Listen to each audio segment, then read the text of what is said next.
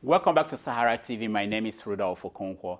Yesterday, a tragic event occurred at NewTown in Connecticut.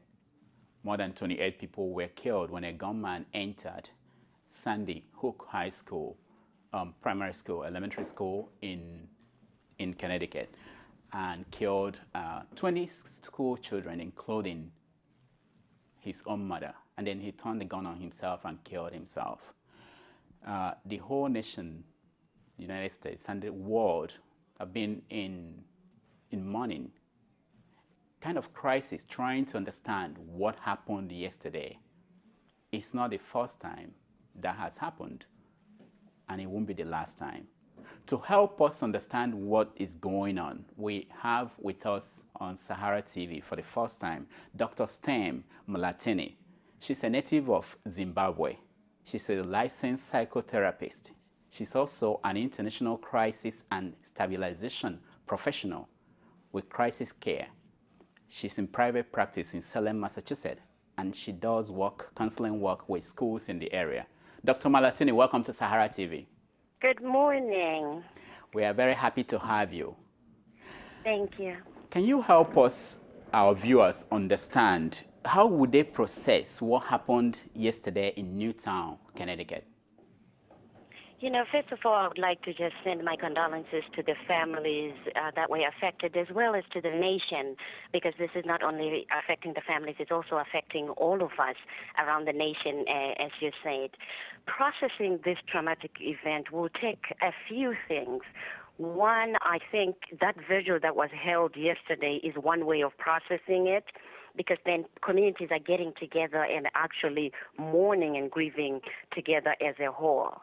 And I think, you know, another way is just to be supportive of each other, even if your family member wasn't there, to be able to listen to people talking about it and processing it. Now, I have two kids who are in elementary school, and they've not watched any news clip of that incident. And eventually they might say it. How do you explain it to them? What happened? Yes, one of the things that I think most media people and most of us medical health professionals emphasize is for families not to let the kids watch the news. However, as you said, they will hear about it at school because some kids will be watching it and teachers will be talking about it.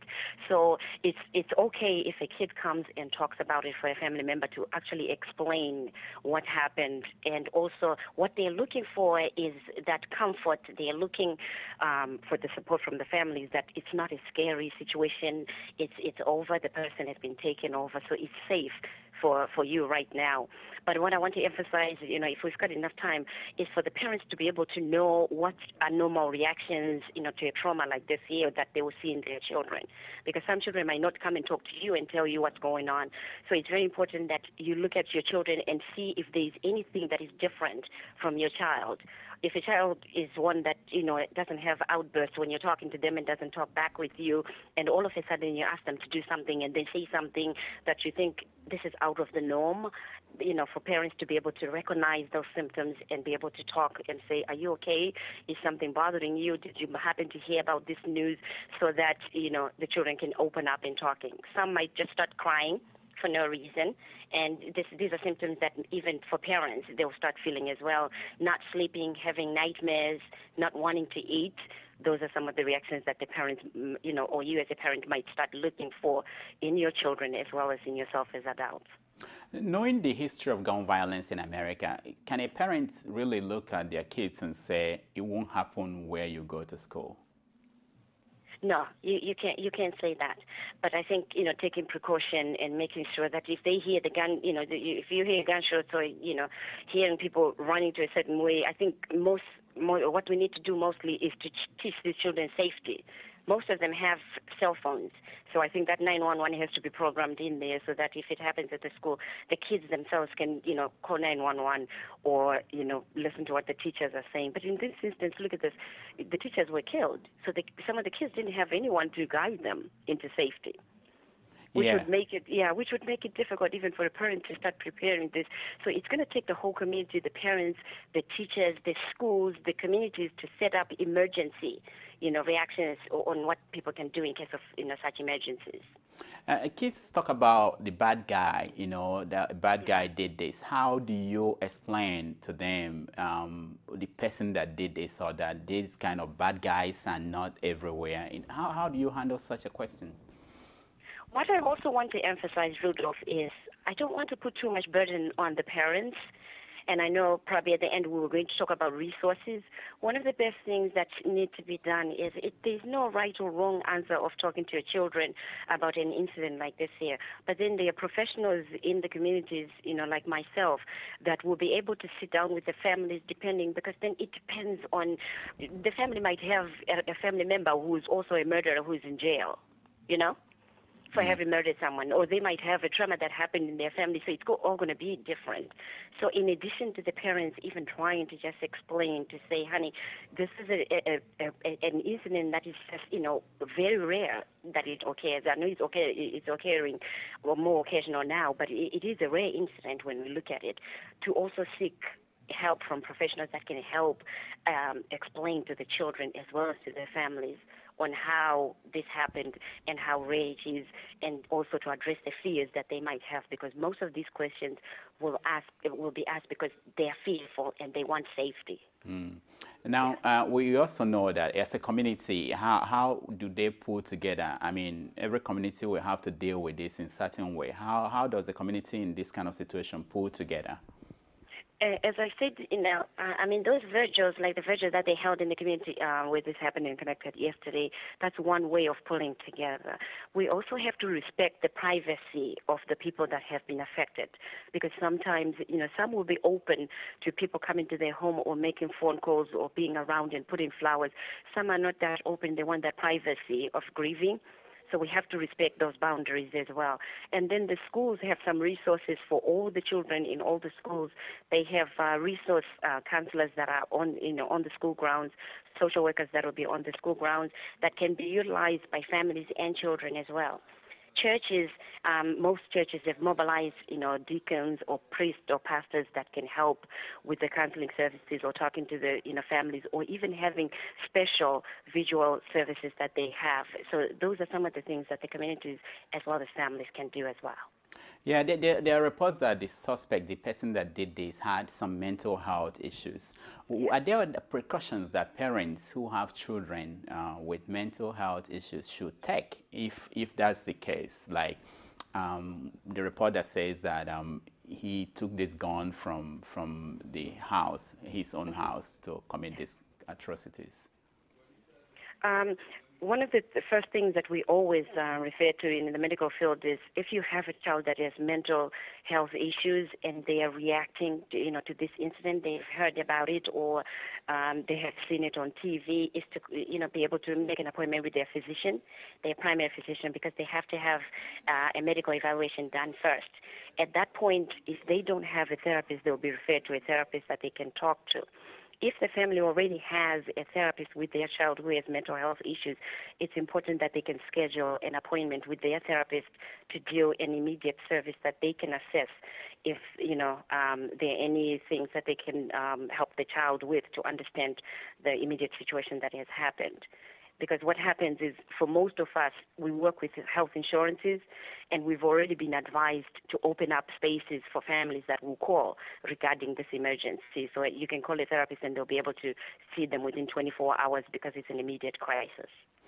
For our viewers who are watching in Africa, because a lot of our viewers are in Africa and Europe, they are wondering, why could this thing be happening in America and nothing is being done about these instances of killings, especially killings in school environments?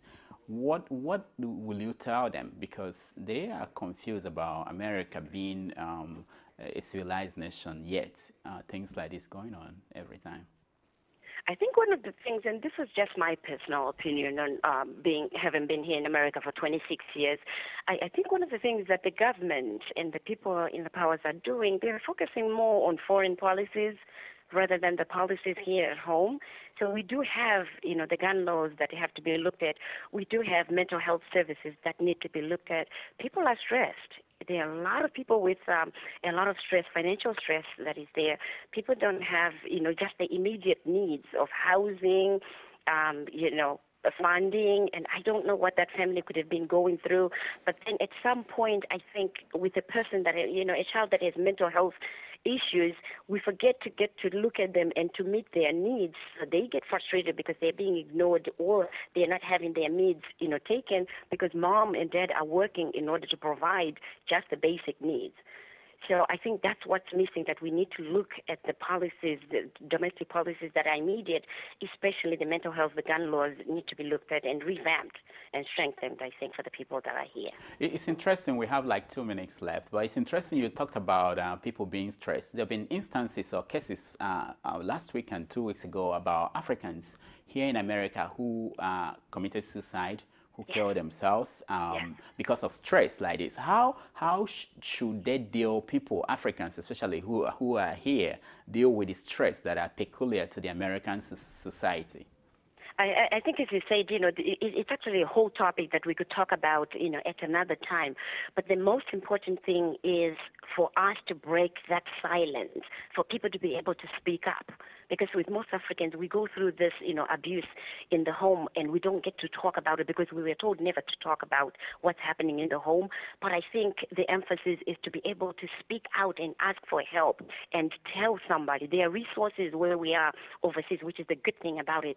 But we need to reach out and be able to reach out for those resources and tell someone that I'm being abused, or we are fighting with my husband or my wife all the time, and I don't think I have a good feeling about it, because it will end up as tragic as what happened last week. One final question. You recently published a book called Beyond the Tears, The Story of My Life. What is it about? Is that connected to anything about surviving serious challenges in life that most people face in America? It is. In fact, it's a story about my life, and I talk about, being a child of polygamy, because my father has 3 wives, my mother being the first one.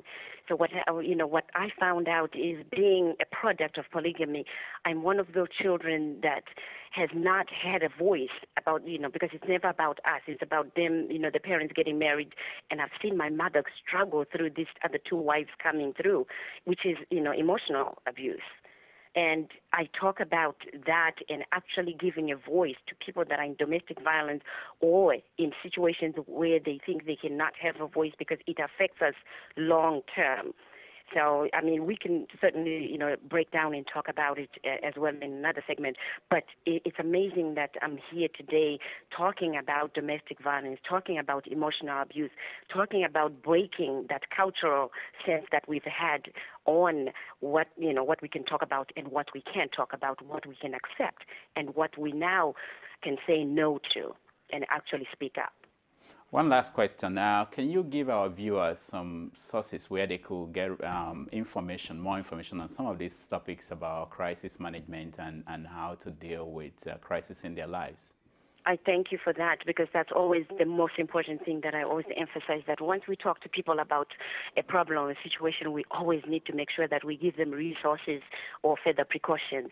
The first thing is, if they have a primary physician, a primary doctor, that they need to call the doctor and go and talk to the doctors. They have the resources that they can give you if you're being abused.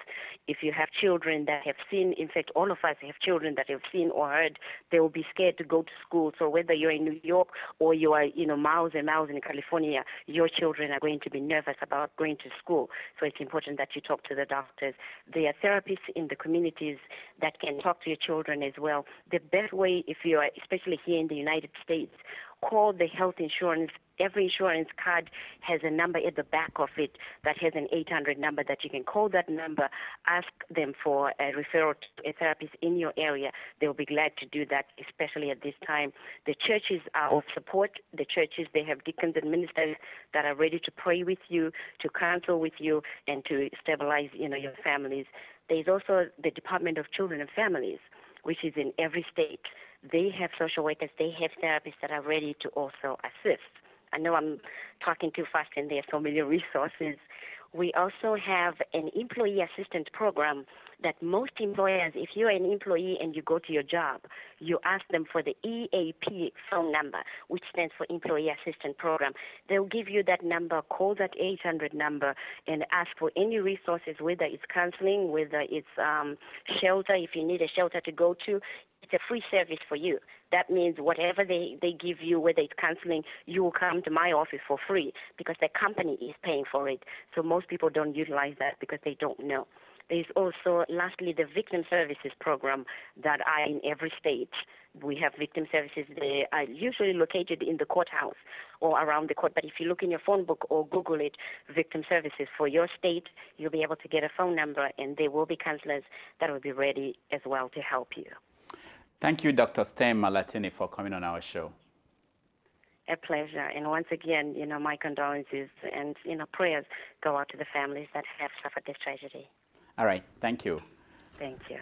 When we come back, we are going to continue our discussion on the shooting in Connecticut yesterday. We'll be right back.